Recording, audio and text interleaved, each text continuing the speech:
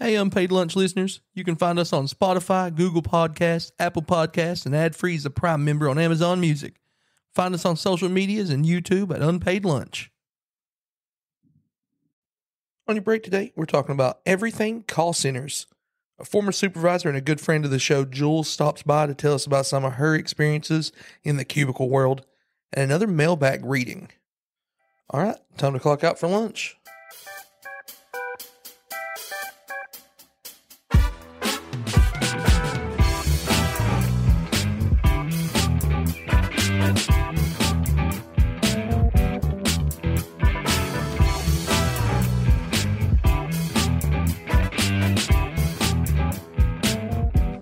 Welcome into Unpaid Lunch, and thanks for spending your break with us. I'm Heavy D, and here with me as always is Andy P. Rhino wasn't able to be with us tonight, but we got friend of the show and former boss Jules joining us. Say hi to the hustlers, y'all. Hey, y'all. Hey. Jules is a former big boss at a prominent call center company. Got like 10, what you got, 10, like 12 years, 10? I mean, if we're doing call center in general. Call center in general, like yeah. 12 plus. Yeah, that's what I thought. Yeah. Awesome. Bless your heart. I know. Yeah. It's hard. I just got like, 6, I guess, because I've worked, 7. Yeah, because I forgot. I got like 7 years. I forgot I worked at the outbound one. That was awful. Selling your soul. Selling my soul. Yeah, we talked about, was the first episode we talked about that? Mm-hmm. Yeah. Every year counts, though. That was gross. You've not worked at any place like that, right? Outbound? Have you done outbound? No. Thank God, never. That was awesome. I went through training like twice. I might have 12 days on the floor, but Oh yeah, I guess I forget about that. That you did training and hey, I loved it. It was awesome. The building was great. The facility was great. I just hated talking on the phones, and it turns out it's a big part of being in a fucking call center. So that's something they don't tell you about call centers is you're going to talk on the phone. A lot. yeah, I should have known that going in, but You think that'd be something right over my head. What's funny about it is you immediately get pissed. Like you're there like a while and you start talking on the phone and you're like, you know what sucks worst about this job? Being on the fucking phone. That's what sucks the worst about the job. And it's like, oh, I guess that's what I signed up for. Turns out, but it's not worth it. Right. It's not what it's cracked up to be. Poison all the way through. I couldn't think of anybody I'd rather have on the show for this episode than you. Just because we had so much fun, I think. I had too much fun, considering my position, probably. Yeah, but everybody else was kind of stuck up. So like it was you had to kind of had to do that because there was no control over anything and everybody was insane. It kept people around sometimes. Like it made it more comfortable. Well, morale's negative. It was less negative, maybe. And with you, I was like, I would just go to your office and cry. Like I was also usually in there crying, so fair enough. Just in there crying. Yeah. Misery loves company. Yeah, I think that's what worked out best. Is I knew she was suffering, so we all suffered together. Yeah. Please, Jules, please. If I'm here, you're here, Dusty. I think I've said that multiple times. Yeah, no, you definitely did. I think, I think you weren't. It worked out that you weren't my direct boss when I was doing my worst work. Probably. Yes. I was adjacent. You were adjacent. I didn't have to like come down. Well, we've been over it before way. that. I don't think I could get fired from that job. I don't think so. You just skirted that line. Yeah, I really did because like I could just turn it on and start working for a little bit and they'd be like, okay, it's doing good. And then I'd just stop showing up to work and say whatever. And then it was like, oh, well, maybe it's his last time. And then you'd show back up. It was out of spite most of the time that I did a lot of the shit because I'd be like, that thing they're saying we have to say all the time. I don't think I want to. I just don't think I want to say it. What's the point? It doesn't really fuck with my flow or anything. I just don't want to say it. Just let the chaos ensue. Yeah, I don't care about them, I guess is why, which is rough. I don't know. But we did talk about getting fired and getting fired from some call center jobs and everything. How many people do you think you fired? I think probably 30 plus. Would probably be my number. Awesome. That's a stack. That body count's a stack. If I'm thinking of when I was all the way coach through. level, we'll call it, So like people who would have been on my team that I would at least have to like sit through, even if I wasn't the one actually doing the firing. Dude, I tell people that all the time. They were my people. I tell people would say shit to me. I'd be like, you know how many fucking people I fired? Yeah. People, I don't care. It's like, I don't work for you. Yeah, but do you know how many people I fired? The ones I remember, there's some memorable ones. Oh, yeah. For shitty reasons or for less so. Like, nobody really told me how to do my job when I got to the last level that I was at. Oh, right. Like, I didn't really know what to do. Yeah, because you got screwed into that situation, kind of. Yeah. Oh, yeah. I just kind of started doing it. I forgot about the reason why, also. Ironic you would put it that way. It is ironic that you got screwed over into that position. So, nobody really told me how to do it. I remember one in particular, close friend of yours, if I remember, or at least like call center friend. That's as close as you can get. I never got approval to fire him. I think it was the one time maybe I just got fed up and fired him, and then never told he had it coming though. I never told anybody that I didn't ask for approval. I didn't send any sort of email like you're supposed to, like, hey, this is who I'm going to fire. So he still works there? No, I fired him. I feel like maybe without the procedures. So I tried to get wrote up one time. I guess I don't mean that how I phrased it, but I don't not mean it that way. But I was going to get wrote up by my boss at the time, and it was going to be an actual write up and not like a verbal or whatever. Even though you have to sign a verbal, which doesn't make it a verbal, and that's not a verbal if I have to write something. I think you're confused about what verbal means. I love that logic. Yeah, I really do. Here's your verbal. Now sign this. I was like, well, it's a written then. Right. I wrote on here. It says this is your verbal. Lean close to the paper and shout your name at it. That's what I feel like I should do. Can I record my name for this? No, but he went through the whole bullshit, that they do about the worst process. I was like, just come to me and tell me I'm wrote up. Let me sign the shit.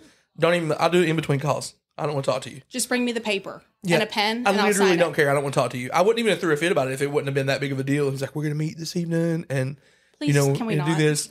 And I already knew all day. I was like, I never signed that first sheet. So like when he went to like write me up, I was like, hey, sorry, man, because I like you, but like I have to protest this because I never signed the first one. He was like, are you serious? And I was like, yeah, she never made me sign it. And he had to go back and look, and he called the account manager at the time, which was the guy that you replaced, and called him, and he just so happened to like me because we had some things in common. And he said, no, he's right, actually. So just turn that into a verbal. And I was like, I can still screw up 2 more times. That's when policy turns out in your favor. Right? Yeah, I was like, that's the first time I've ever used the policy against you guys, really. To be fair, I loved those situations. Like, I was the person, I didn't want to write people up. Like, unless you were absolutely shit at your job, and I was working you out the door, and those were few and far between. And didn't like you. Yes. Yes, also that. Then I would lean on those scenarios real hard. I know multiple people who quit there in like the worst ways. And like people would just talk the worst shit. And I was like, you guys are just so full of shit. I know for sure you didn't say anything. You know what I mean? Everybody talk about the shit they did and like, oh yeah, I went in there and told her. And I was like, oh yeah? I literally talked to her all the time. You didn't do any of that. You didn't do any of it. And she would have said you did. Plus I know her. I think she might have hit you. Probably would have, yeah. I think she would have been gone too. Yeah. I was also looking for my way out, so yeah. Yeah, that was my favorite part. My favorite part is I tell people all the time how proud I was of you that one day you left for a job interview. And I didn't come back. Never came back. No 2 weeks notice. It was awesome. Nothing. Literally left for an interview. It was nice. It's an Irish goodbye to I called my boss on my way to my next job and was like, hey, if you want a 2 weeks notice, I can't give you one. I'm on my way right now. I won't be there. I'm never going to come back anyway. I was like, I left everything right where you could find it. Do you feel like this bridge is burnt? Because I feel like the bridge is burnt and I don't feel like I should give a notice anyway. I think I wanted the bridge to be burned to that level. Like, do I think if I absolutely had to have a job? Oh, yeah. They would hire me as an agent. Yeah, you 100%. Could go back as an agent, yeah. They'd be stupid not to. Yeah. because I know the game. Not the same company though. No, true. Like true. 4 companies later. Yeah, but no, I don't think I wanted. Yeah. Any. Well, I knew that. Like, you were the most miserable you had been there. Literally. At that job. It was just like from the point you get there, from the point you leave is the worst time of your entire life. 100%. And it's just because I think we've accumulated that it's just micromanagement. Like everybody's micromanaged, right? I just had ADHD and couldn't sit in one spot for too long. My spine would start burning and I would go play pool for an hour. No, when I realized I didn't have time to breathe without somebody breathing down my neck. I know it. Then I was done. Yeah. Nobody wants that shit. That's awful. But you worked at the old one too, right? I did, yeah. I did the old one. Oh, and the conversion and you went through all the shit. I did the old one, left for a while, went to a better. And were you base level? Like, did you work like on the floor at the first one? Yes. So that's all I ever did. Yeah. Yeah. Just floor. And then I started floor on the second one. Is that the internet client? It was a banking client. Oh, right. I worked there for 10 minutes. Yeah. I actually got fired from there, that call center, that version of it, the first time, because my manager found out that I was telling people I was trying to get fired. That's what got me fired. Makes it pretty easy. It made it easier. So that's always my list of surefire ways to get fired that aren't discreet. just tell them you're trying to get fired. They fire you for that. I went to the interview because my dad told me I had to have a job. Oh, yeah. For the first round. And that's when I was living in Kentucky and being a Kentucky girl. Eastern Kentucky girl, if we could say that. And fully did not expect anything to come of that job. But, it was okay for a while. And look at you now. Look at me now. Yeah. Reformed call center manager, I call it. This is a reformed. This is what you walk around. You have a plaque that says that. Yeah. They're like, in my current job, when people ask me what I did before, say call center management, don't you have chips on your desk, like 30 day, 60 day, 90 day. Yeah. Was a call center manager here. Miserable. Those are real scars. I always wanted I wanted to quit there like with like a cool, like I wanted to quit, like yell at somebody or throw something or just leave shit. Now I will admit, I'm pretty sure my second monitor for my PC is from there. I can't remember, but I think it is. It looks familiar. Yeah, I'm pretty sure it's from there, but I don't think that was actually on purpose. I think I just might have had 6. But I wanted to quit there so bad. I ended up quitting just on good terms because my boss ended up being my friend. So that was the problem with that. Couldn't go out in a blaze of glory. Yeah, I wanted to go out like y'all fucking, which is funny because I just left for another call center job. We could have timed this really nicely. Like if I hadn't have done my thing so late notice, like we could have really timed this. We could have worked together. In a good way. Yeah, that's true. That would have been cool. We could have worked together on a big exit shabam. Like, get catering for everybody, but it's somehow only like uncooked tuna. Or somehow it's really good, but we bill it to work, work pays for it.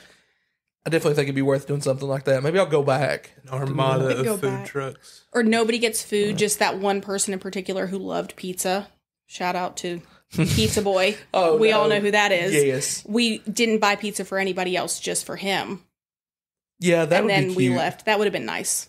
Nice of us. That would have been hilarious, actually. We should have done that. Well, really what really came down to me leaving was I got the job I was trying to get, but really what all my friends had left. And like fair enough. Everybody I worked with had left, and I was like, I don't like any of these assholes left here. And they was like, hang out after. And I was like, I don't actually like you. I just sit beside you. We're not friends. we're not friends. Not like I left there with like 3 friends, right? You and then Andy, not this Andy, but another Andy, and then Junior. Yes. Yeah. Yes. Those boys. That was really like lifelong. And then I work with Renee. Shout out Renee. I work with Renee now. So that's kind of cool that we got her on there. So current job's is the best call center job possible. I'm pretty sure it's the best call center job possible, but it's still a call center job. It's the best one I worked. Yeah. I worked there. Oh yeah, you worked there too. Best one I worked, for sure. If I hadn't have quit also with a no 2 weeks notice there, I probably would have ended back there. There's nobody in like upper management that's not cool. is kind of what helps. Like Yeah. everybody's super chill, and if they're not in upper management. Exactly. Like they It usually helps. are not there anymore, so that helps a lot. So you fired. That's a good. That 30 people. That's Probably, a body. It's bodies. Yeah. That's, I mean, I feel like I was there for like some clean out phases. yeah. There's a We lot have to of think those. COVID happened. So I was there for a COVID go home scenario as upper management leader, whatever you would want to call it. We talked about that the other night, that it was like, I was there when the COVID-cations. yeah, and, when people just started carrying stuff out, and we were like, oh, we're all just going to go home forever, aren't we? And that was the most depressing time. Working home actually kind of sucked. I thought it would be a lot better. But then, so like all the issues that we thought were issues in management, like went up tenfold. Because before it was like, oh, so-and-so's over on break. Well, we can go find them because they're probably still in the building. They're taking a shower. Now it's so-and-so's on break, and like I can hear them snoring in the background. Or so I used to clock in, and I was in a department where you didn't have to, it wasn't out, like it wasn't phone calls. It was working on programs and stuff. And I would just clock in and go back to bed for like 4 hours. I mean, also same. And I'd do like 6 hours worth of work in the week, and it would like just be enough to get by. And it was like, why'd you only do this? I was like, well, because I was asleep. Like I didn't do anything. That's all I had time for. Like, I don't know if you checked the activity. The fucking world stopped. Yeah, it was like tell one of my kids to go by and touch the mouse every now and then. I actually don't think people know either, like, about things people do in call centers. Like, if you've not worked in call center jobs, and you've worked just enough to know what it's like, right? Yeah. Like, just out of nowhere, the first time, like, I was on the floor, maybe 30 minutes into my shift, I caught a Nerf dart to the back of the head and was really confused. Yeah. And then I learned that there's, Nerf wars are weird. They're real. It's like turf and gangs and protocols. Yeah, it's really deep. Yeah, it was definitely that, and getting hit with something all the time, doing everything. I think people don't know what it's like. It's different than everything else because you have so much control over the whole situation. And the experience. Over the entire experience. And it's like, hey, let me put you on a brief hold. Bro, I know the answer to your question. I'm trying to make you not feel stupid because I know and you don't know. And you're the professional. And also, I just got this burger and I want to take a bite of it. Or, you hit me and I was watching something on my phone and I'm trying to finish that real quick. I'm trying to finish this YouTube video. It has 4 minutes left. Talking to my neighbor and it was a really deep conversation and your phone call came in. Yeah, I need a second guy to figure out your problem. No, I need to talk about last night's episode of The Bachelor.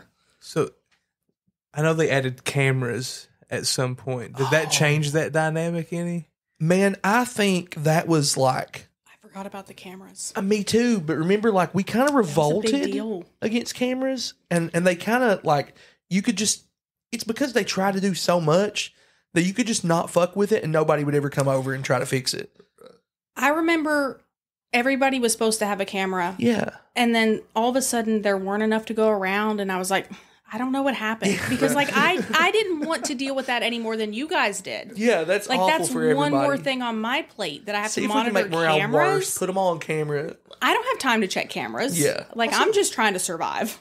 The majority of the people worked there because they didn't want to work public facing, Yeah, that's what they were like. Well, if you get a customer, you'll have to, you have to wear nice shirts. So they see you and they were like, motherfucker, have you seen what I wear? Dude's in Pokemon pajamas. Leave him alone. Like, that's a perk of call center, is that you don't have to brush your hair if you want to. There's no reason not to just work at the gas station. For sure. Like, if you're going to have to every call, I would kill myself if I had to be on camera every call. Like, because... I forgot about that. When I'm putting people on hold, or people are saying things, the faces I'm making while you're telling me the things you're telling me, and if I already know your answer, like, my head is like leaned back and my mouth is open, and I just can't believe that you're still talking. Listen, call center is not cut out for most people to do as a long-term gig, and if you had to be on camera, that lifespan would be cut in half for so many people. Like, well, the turnover rate went up exponentially. What happened? Cameras. Yeah, it's definitely, and also I think there'd be so much shit. They wanted to put these big blankets behind us to not get caught. Right, because I was like, there's so much shit that just goes on all the time, like behind us. Like, people are just doing whatever. Like, there's always a crowd just standing around talking. What Weren't there like huge screens that came up off like, the back of your chairs or something stupid? Yeah. Oh my God. You remember that? I forgot about they were that. for those frisbees. Yeah, and we started throwing them. Yeah, that was when I was like, I worked there in literally maybe 12 days. And I had great metrics, everything, promoters, cares, whatever. And I was like, no, I'm going to leave. And I was gone for like 2.5 weeks. Yeah. Then they called me back and were like, hey, that was miserable stuff. And I was like, I'll try. I went back and worked till lunch and was like, not for me. See you guys. I got to go. Thanks for calling back. Yeah. So it turns out you're not going to be able to do that. It's not going to work out. No, I mean, other than that first one that I worked at, you didn't put people on hold. You just talked all the time. You fucking just talked all the time, and it was awful. I would explode. Yeah, you just spoke. You just pitched to them all the time. But man, I think I might be the master of call avoidance. I got so good at it, and I'd watch people do stupid shit that got them caught, and I was like, "You suck at this." It's not that hard if you're a little bit smart about it. That's what I'm saying. And people would like flip through statuses and like, I'm like, y'all gonna get in trouble and you're gonna fuck everybody else over. Except for me, because you don't know what you're doing. I think my superpower is if my shift ends at 9, I can make any call last until 9 o'clock. You just have to be smart about it. And exactly 9 o'clock, I'm off the phone. That's currently too. Still how it is. You definitely have to get good at it. Now I've definitely probably putting people on hold more to eat than I have to research their issue. 100%. Yeah. Sometimes I forget people are on hold. That's also a thing. You know, you get to talk and you get to eat. And yeah. When I was on phones, I would convince my manager. Oh, yeah. I would convince my manager that I needed to multitask with my hands. And so I would be like crocheting a blanket on the phone. And I'd be like, okay, well, I'll take them off hold when this line is done. Right. 4 lines later.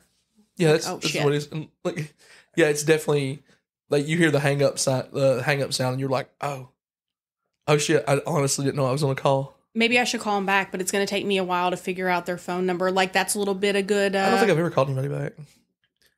That was you could eat up some call avoidance type thing. People who aren't going to answer. Yeah, I got through over the fire in training because people didn't tell me about, just call me. I was on one call for 6.5 hours.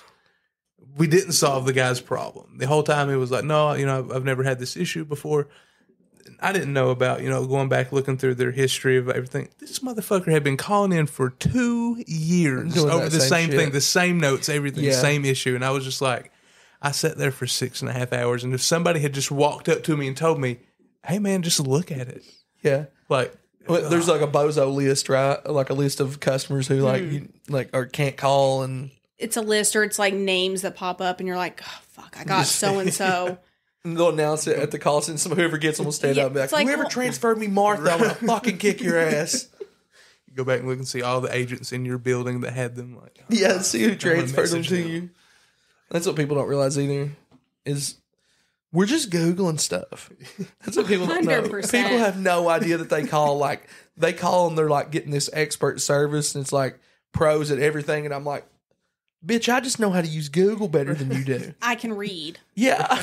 I guess. And, I know a little bit about a computer. I Google stuff for people I'm an expert. at work. People will call about stuff that we don't even carry or work on. Like, we can't work on their stuff unless like they have an order with us. We can't, they can't get our tech support. So like people will call us shit, and I'll be like, let me just tell you what the answer is. Let me just Google it. I used to do the same thing when I worked there. Do you think you can do this with this, and like, will this work? And I was like, man, I don't know. Let me just look. Like, have you used the internet? Like, I can't transfer you, but I can give you my 2 cents. Google knows everything. Yeah, you Google. just have to know how to use it. That's the problem. A lot of people don't. Everybody's like, what browser are you using? Well, I'm using my iPad. And I was like, no. They're still on Dogpile. What browser are you using? What's that mean? Like, you got to play like next level charades because they don't know what they're talking about to try to get help with what. Oh, man. People's accountants are idiots, too. Oh, my God. The department I worked in at that place, your accountants are idiots. You should fire them a lot of money. My God, I'm doing your reconciliations, actually. They call me because they don't know how to do it. I didn't even know what that was at first, but I was helping people. Yeah, I've done so much accounting work for people. If your books are fucked, I'm sorry, it was me. Honestly, listen, really, I feel like there's a couple things that I did there that I didn't actually know how to do, and I think I fucked a lot of people's stuff up. Like, that's what I felt like the entire time, and I couldn't handle it. I was just like, if the IRS is after you, it's our bad. I just feel like I got on their payroll and be like, yeah, I think you can do this with this. Just put another paycheck in. It'll probably be fine. Yeah, that's what I fucking do. I'll be like, just run it again. Just delete this one. Yep, looks like that fixed it. Like, it's okay. So, this one particular product that we worked with and everything, when I went to another job immediately after leaving this facility, they used this product. So naturally I got fucking strong armed into, whatever. So you were in charge of it. Yeah. And it was like a local municipal company and everything. And so I was in there they made you do that. I was in there as a customer, and they were trying to put me in there as an employee as well. So that, somehow I ended up getting deleted out as a customer, which kept me from getting a water bill for like 6 months, which was great. But, Whoops. hey, call a fucking IT next time instead of asking me. Yeah. All right, there's a reason I'm not there anymore. But also don't call tech support, because it's going to be one of us. And we're just going to Google it. Yep. We don't know. We also don't know. Anyway. Something else people don't realize about call centers. Man, it's a fucking brothel. 100%. Everybody is sleeping with everybody, and it is disgusting. You should juices everywhere. You should use hand sanitizer on every doorknob you touch, because it is gross there. Doorknobs. And they are having sex there. They're doing it there as well. I thought about this when you all were doing the favorite bathroom episode. Oh, yeah, I know. Oh, my God. Because my favorite bathroom at the place where we worked together was one where the sink was once broken. Oh, because of fucking I don't remember the full scenario, but the sink was no longer attached to the wall because it was somebody's bed for a 15-minute break. Yo, that mother's room. Listen, that mother's room. They're like, I know a room that's completely private. You can lock the door. Nobody's going to come in. To take a black light in that room. Oh, no way. Like a Jackson Pollock painting. What's funny is like the office you were in. Mm-hmm. You just take a black light in that room. I tried not to touch as much as I could in the time that I was in there. And it was so obvious who was sleeping together. Like, it was like, people would just be, I would be like, don't you have a spouse? And it was like, absolutely. Or it was like cross department.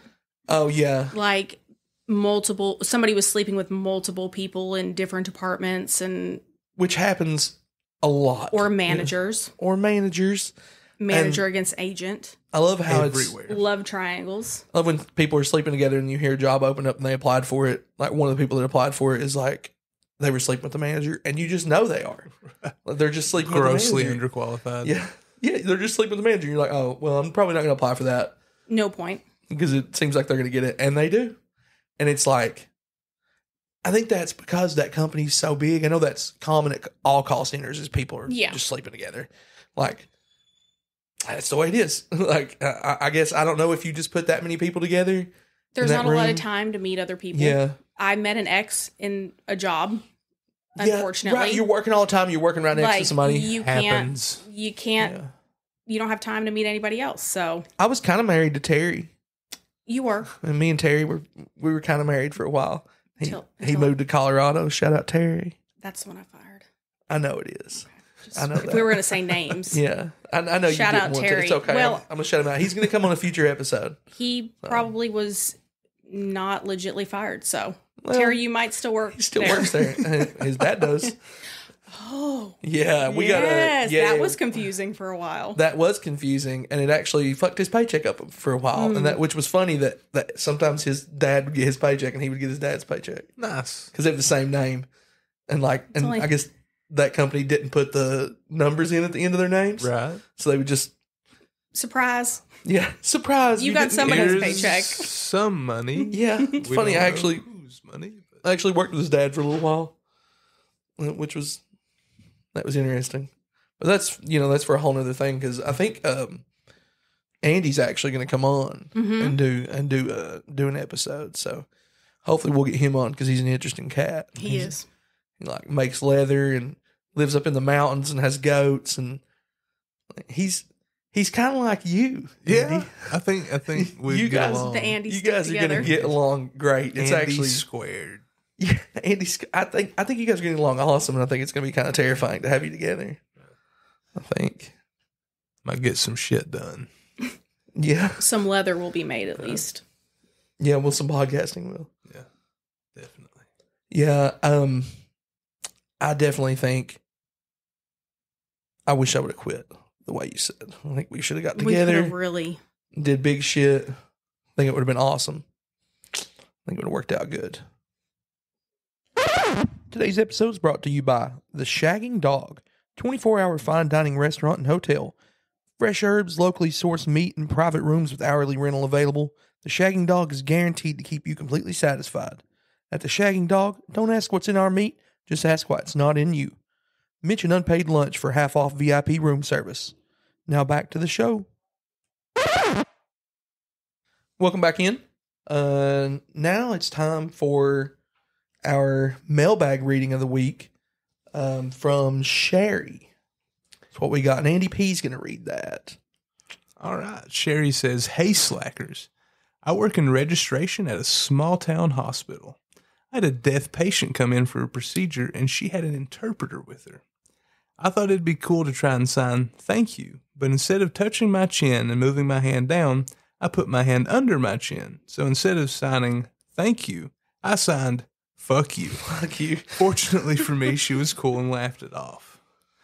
I feel like I would get in trouble for that. It's worse than a stutter. Like it's so intentional. I think my sister does like sign all the time, and she's like doing it all the time and like showing shit. And I was like, I don't know what you're doing. And I was like, I don't know what's happening, but I feel like it's good that I don't know it. It's for the best. It's for the best, don't you think? I think so. And I feel like I would sign fuck you all the time. Right.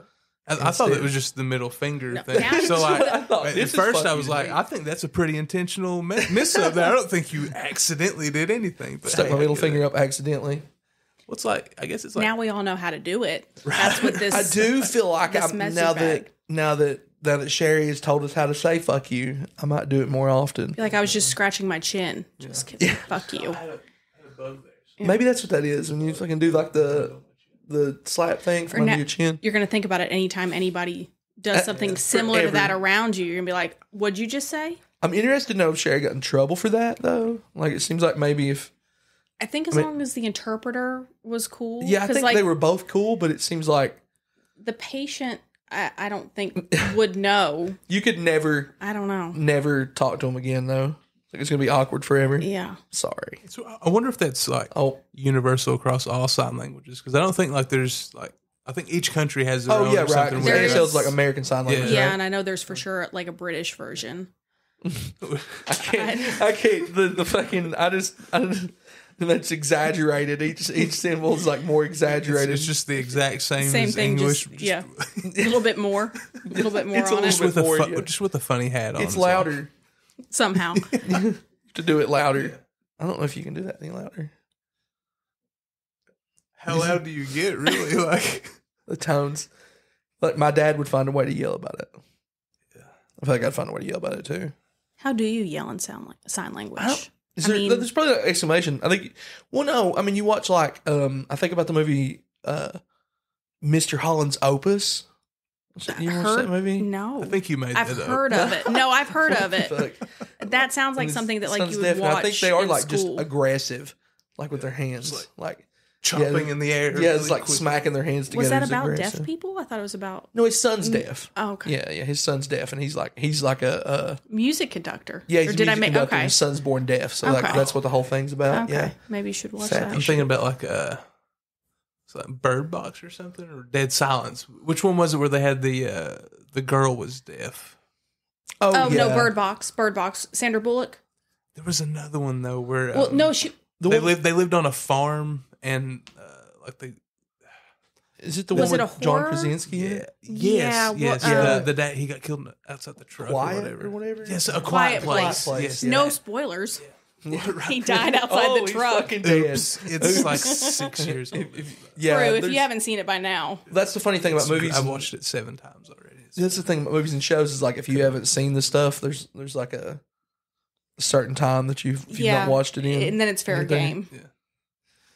I watched a lot of movies in call centers. I did too. On weekends for a while, we would just pull that big fucking TV in and just put movies on. Those were the good and old people days. would bring their Xboxes on the weekends, and people would just be playing Call of Duty on the big ass TV. Yeah. And that's when everybody was put on hold. We didn't take any calls while it was going on. Just like, and the thing is, if you were the manager working that weekend, you didn't care because everybody was happy. managers on weekends, It's a different vibe. Oh my God. Specifically, there's one specific manager that I had that on the weekend, she was a completely different person. Like during the week, she was a bitch. She was the worst person to work with, the worst person to work for. She got on my fucking nerves. Everything she said made me want to hit her. She was awful. But on the weekends, she was so fucking chill. It's because they also don't want to be there. I know. She was so cool. Especially on the like, weekends. She'd be like, I scheduled you some meeting time here in a little bit. You can just do whatever. And I'm like, what? Yeah, because she has to check that box too. She has to have so much meeting time. And she just didn't want to fucking deal with it. And it's like, I don't have anything that important. So have some time. I'm going to also have some time. And I had Big Tall Fuck as my manager once. Remember? Mm-hmm. He went to a different one. He transferred. Man, he literally didn't give a fuck about nothing. You could do whatever you wanted. And he was like, people worked for him though. They did. That's the thing. People worked for the ones that were probably close to losing their jobs on the flip side. Yeah. Like they made it relating to my manager matters more to me. 100%. Don't you think so? Yeah, it comes back to that misery loves company thing. Yeah, man. Like relating to my manager and knowing that my manager, like my current boss, like her management style is she's very like she's not like micromanaging and like she's really cool with, you know, letting you do your thing and it's like you're doing good, just do this, like improve on this, but you're doing this really good, and like I kind of thrive in that environment. It's like not being a human gets you a human employee, like somebody who is like, okay, I'm going to do it at least for my manager. I know companies don't want anybody to be negative, man, but like nobody wants to work on Saturday. No, no matter what boss is there, whoever's there doesn't want to work on a Saturday. It's different vibes. Yeah, it's like everybody would rather be home. Nobody wants to be doing it, and everybody's giving big solid under the chin fuck yous to everybody. Loud and clear fuck yous to everybody. All right, guys, that's our show. This time, Jules, thank you so much for stopping by. It was awesome. Really enjoyed that. You're gonna come back on. Yeah. Right. We'll get you back on and anytime. Do some more stuff with your current job because your current job's a lot different. It's awesome too. Anybody got anything? You guys good? No, sir. I'm good. All right, guys. Don't forget to like, subscribe, comment. You know, all that stuff that we love for you to do. Share it with everybody. And also just want to bring up, you can send us instant messages on Instagram.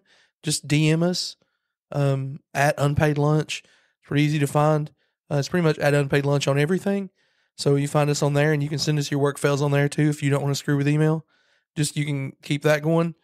And yeah, man, just share away and do everything you all can. We appreciate you guys listening, and remember, nobody's stopping you from quitting your job but you.